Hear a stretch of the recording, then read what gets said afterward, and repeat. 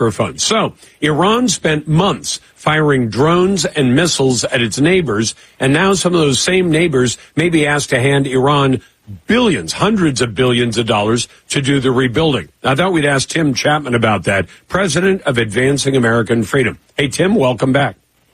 Hey, Lars, thanks for having me. So is that the proper way to look at this, that Iran may be getting as much as $300 billion investments from the very Gulf states that it was targeting with drones and missiles?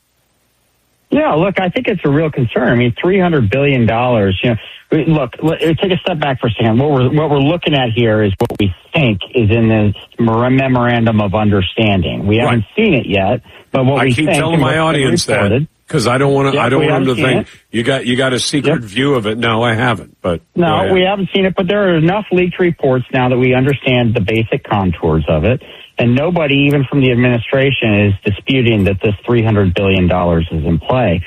Now, let's put this in context for a second. $300 billion. Compare that to the entire GDP of Iran. Iran's entire GDP is $500 million. So the economic activity in that country is $500 billion. So you're talking about 3/5 of the GDP already.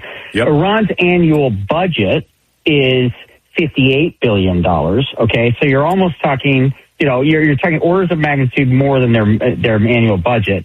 And it's not just $300 billion. There's also on the table, it's disputed in terms of the report, but a $100 to $150 billion release of funds that have been frozen that Iran would have access to immediately.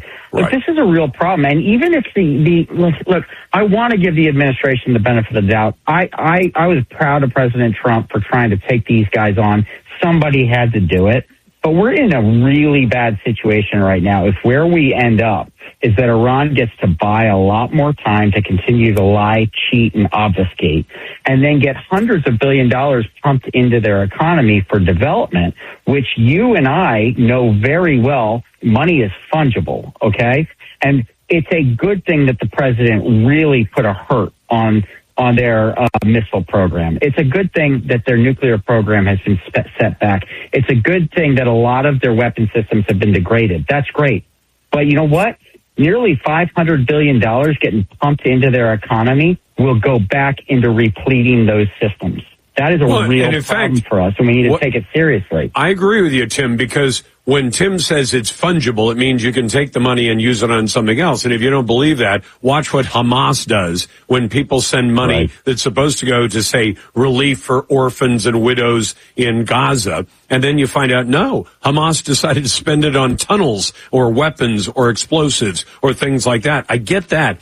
And just to be clear, the $300 billion is not U.S. taxpayer money, is it? It's coming from the region, right?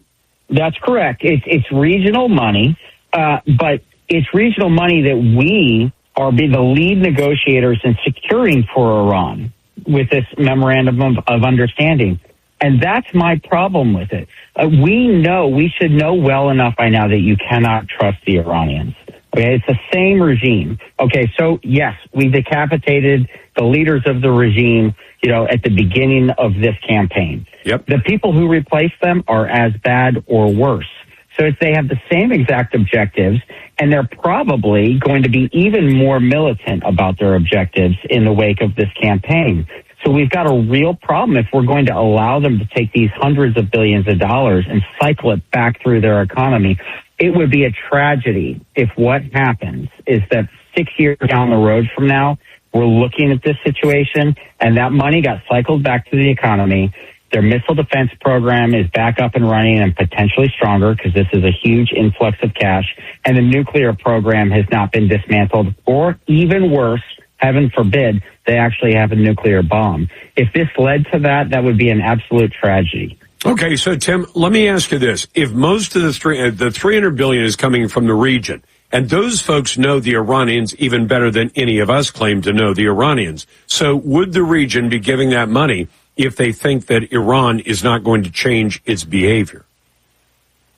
So I think the regional partners who are coming to the table on this have been convinced by administration officials that it's in their interest to do it. And look, I get it. In the short term, it may be in their interest to do it because Iran is choking off the Strait. And in choking off the Strait, they're choking off the region.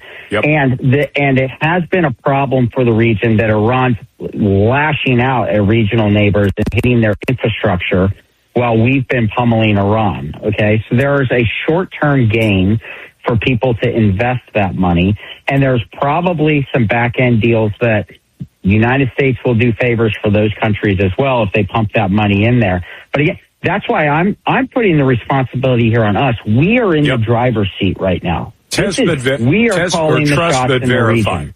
Right? Yeah. Trust but verify. But, you know, the other piece to this, Tim, I used to cover prisons a lot. In a lot of cases, people get angry because they say that prisoner, he's got his own cell and he's got a little TV in his cell and he's allowed to go to the commissary and buy things. And they always say, well, those are all the things he has that we can take away. If you take that model, is that what Trump's doing? Saying, we're going to tell the Iranians, this is how it's going to work out. You'll be able to have access to some cash, start rebuilding your country, as long as you play by the rules. And the minute you step out of line, all that stuff gets refrozen and you don't have your hands on it anymore.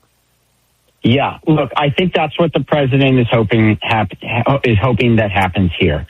And if you can control the flow of cash and you can immediately pull those things out of the region and make the punishments in real time, then that might work. My concern is that you've got, first of all, this memorandum of understanding, as I see it, is not necessarily the plan. It's a plan to get a plan. Yeah. Okay.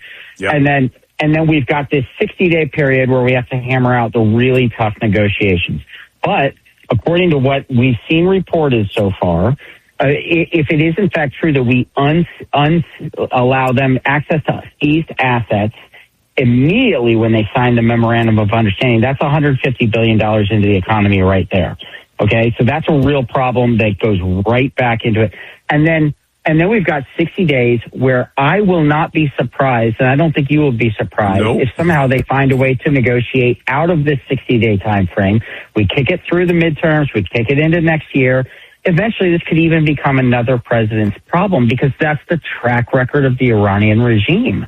And in the meantime, they're getting access to this money, doing, like we said, by the way, one thing we have not talked about is the way they've used their funding to fund proxy terrorist networks like Hamas in Gaza and proxy terrorist networks in Lebanon. And this is going to continue to happen. So look, I do think the president deserves some latitude here because he had the courage to do this and try to take these guys on. And I hope he can execute this plan. But I think if you're relying on the good word of the Iranians, there should be a lot of concerns right now. No, I think it's going to have to be trust but verify. That is Tim Chapman, president of Advancing American Freedom.